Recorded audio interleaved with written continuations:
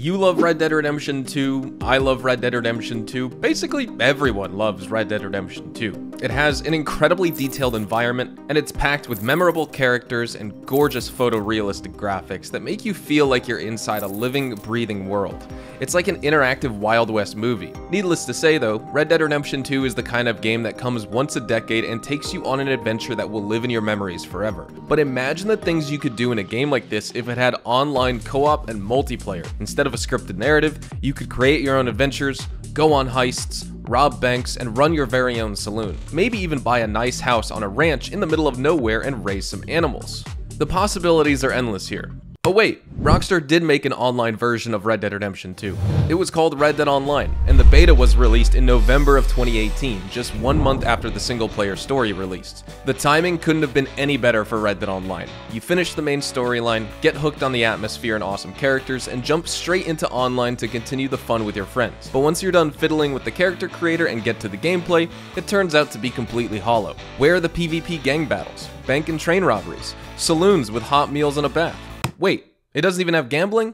And by the time your brain has come to terms with the disappointing reality of RDO, some dude from the neighboring county blows your head off with a dynamite bow and arrow and vanishes into the woods, much like your interest in the game. You see, Red Dead Online didn't die. It was murdered by none other than Rockstar, and in this video, I'm gonna show you how it happened.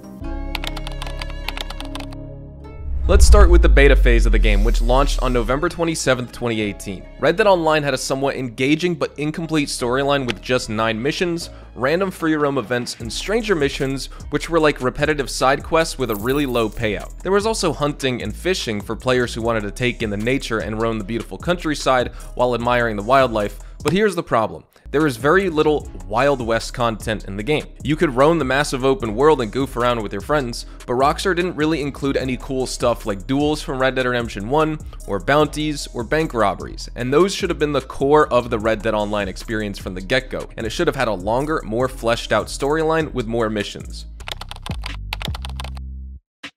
Without the ability to purchase properties or go on multi-stage heists, there just wasn't much to do in the game. You had PvP, but even this was busted because of the extremely aggressive auto-aim mechanic and the one-hit headshots. And ironically, the Varmint Rifle, which is one of the weakest weapons in the single-player game, became the most overpowered gun in Red Dead Online because of its high accuracy, high ammo capacity, and rapid fire rate, and players would just abuse this gun to score instant headshot kills. And matters were made worse by the fact that you could literally see everyone in the lobby on your minimap at all times. The game rapidly descended into one giant grief fest, especially if you were a solo player out there.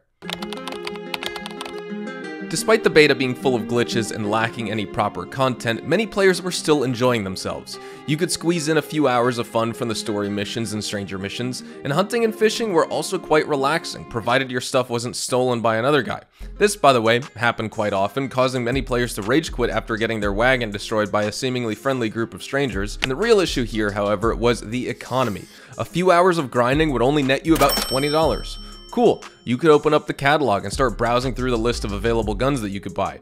You see the legendary Mauser pistol, one of the best pistols in the game, and then your heart sinks as you get to the price tag, $1,000. Yep, back in the beta days, this gun was priced at $1,000, and because missions paid so little and you barely got any money from looting NPCs, there was only one alternative: gold bars that you purchase with real money. Despite everything else in the game being broken or unfinished, the microtransactions in the store worked perfectly fine. This was not the Red Dead Online that we had all hoped for or were even expecting, and things were not looking good for Red Dead fans. In December 2018, Rockstar released a patch after listening to community feedback, and popular items that were overpriced, like the Mauser pistol for example, saw a price cut by up to 40%, so now the Mauser would cost $600 instead of $1,000, and rewards for stranger missions were also buffed a little bit to provide more cash and gold to players, but the game was still lacking any fun activities and felt mostly empty. So this economy fix was just a band-aid patch, when in reality Red Dead Online needed an extensive overhaul. On January 10th, 2019, we got another update called Gun Rush. This update was named after the new PvP mode called Gun Rush, which was basically just an old Wild West battle royale. While BRs are neat and all, Rockstar was just grabbing onto the recent trend from popular games like Fortnite and PUBG, instead of leaning into the Wild West theme, which should have been the central focus of Red Dead Online from the start. Red Dead Online's base gameplay wasn't well suited for a competitive, fast-paced run-and-gun shooter game mode, but Rockstar wanted to desperately take players down that route and turn it into a competitive online shooter to sell more of their microtransactions and keep players engaged. In February 2019, a new update that released fixed a lot of the core issues within the game. First and foremost, it added the much needed daily challenges to the game so players had a much better and more reliable way of earning gold. Picking flowers, hunting certain animals, killing targets with specific weapons, riding your horses, etc. All of those challenges would reward you in a very organic way for just playing the game. And these challenges also had streak multipliers that kept increasing until you hit the 28-day mark, after which they would stay as long as you did at least one challenge every single day. And back then, you could earn up to 5 gold bars in a single day from the challenges, which was plenty for new players to buy some cool weapons and accessories. Apart from the daily challenges, the February 2019 update also added the Evans Repeater and more free roam events like Fool's Gold into the game. Red Dead Online finally went out of beta and got a full release in May of 2019, and Rockstar added new stranger missions, they made gameplay tweaks to improve PvP, and fixed many of the bugs which made for a smoother gameplay experience. They also added new Land of Opportunity story missions, which were the story-based cooperative missions for a team of up to 4 players. Poker was another welcome addition to the game, and it really helped players immerse themselves in that Wild West environment. This update gave us the excellent LeMat revolver as well, which could fire shotgun shells in addition to the regular bullets, and Rockstar also posted a newswire talking about the future update roadmap, which looked quite promising, with 3 different roles that had unique perks. This was the moment when players began to regain faith in the company since Rockstar was making meaningful gameplay improvements and they promised to add cool new stuff in the upcoming summer update.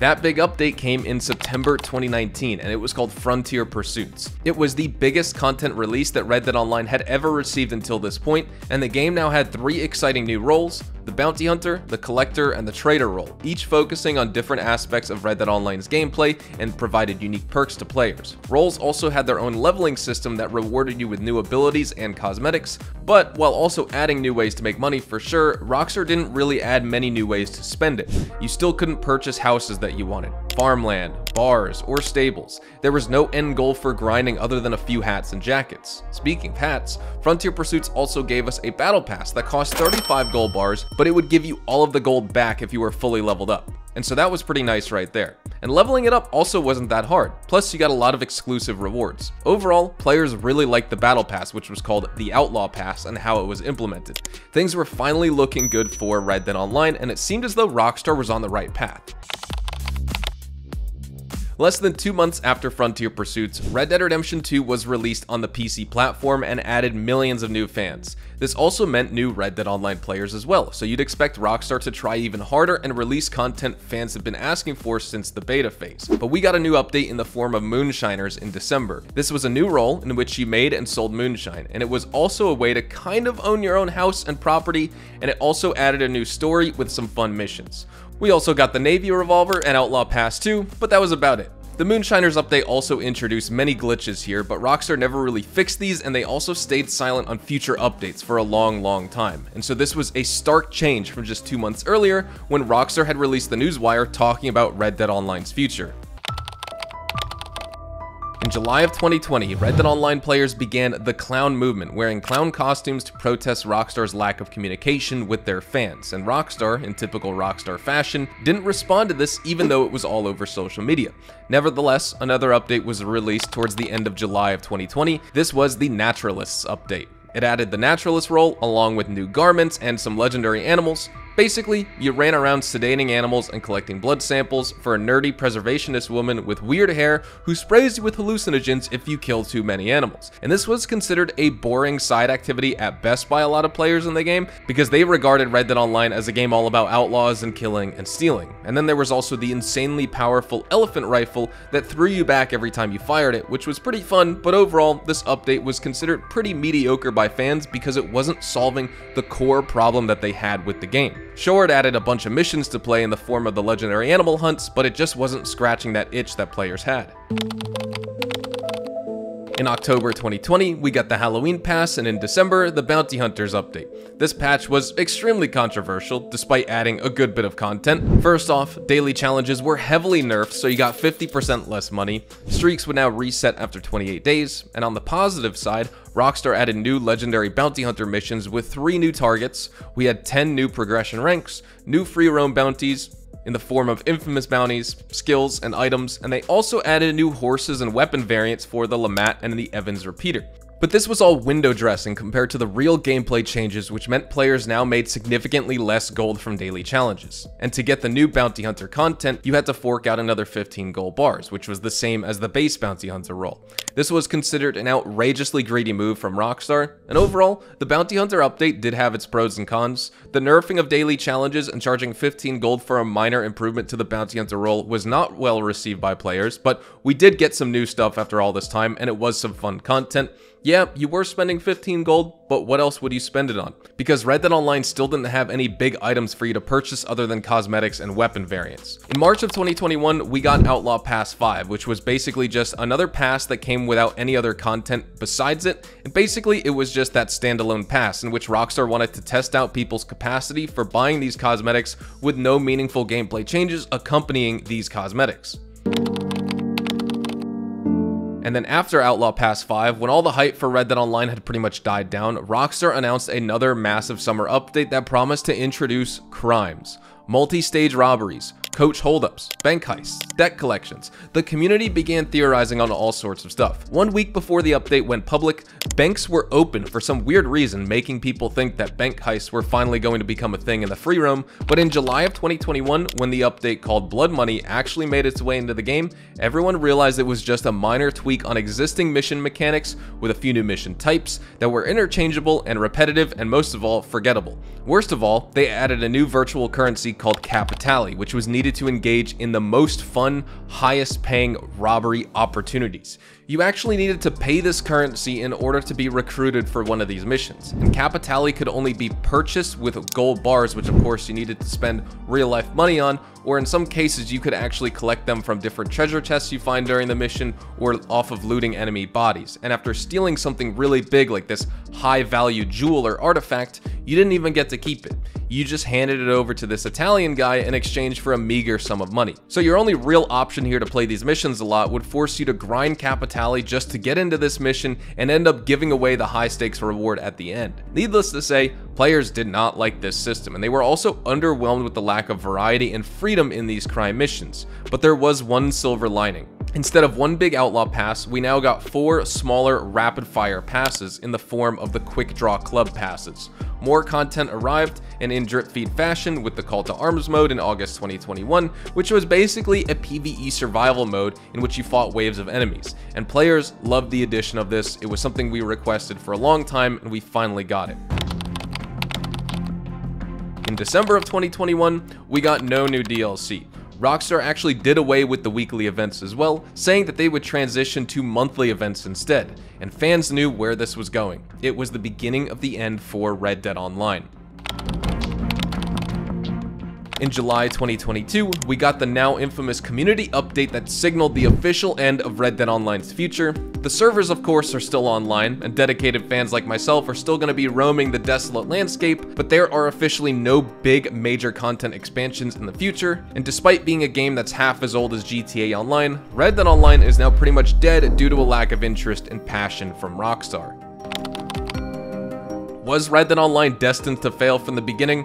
Did Rockstar fumble the formula that they had perfected with GTA Online over the past decade? Or is the Wild West world of Red Dead Online simply unsuitable for a fast-paced multiplayer action game? I believe Rockstar should have leaned even further into the strengths of Red Dead, adding stuff that everyone wanted from the beginning, like heists, sheriff quest lines, homesteading, etc., instead of drip-feeding new cosmetics and other overpriced items. But what are your thoughts on the reasons that Red Dead Online failed? Do you still play the game? Let me know in the comments below. Thank you so much for watching, and I will see you guys in the next video. Adios, amigos.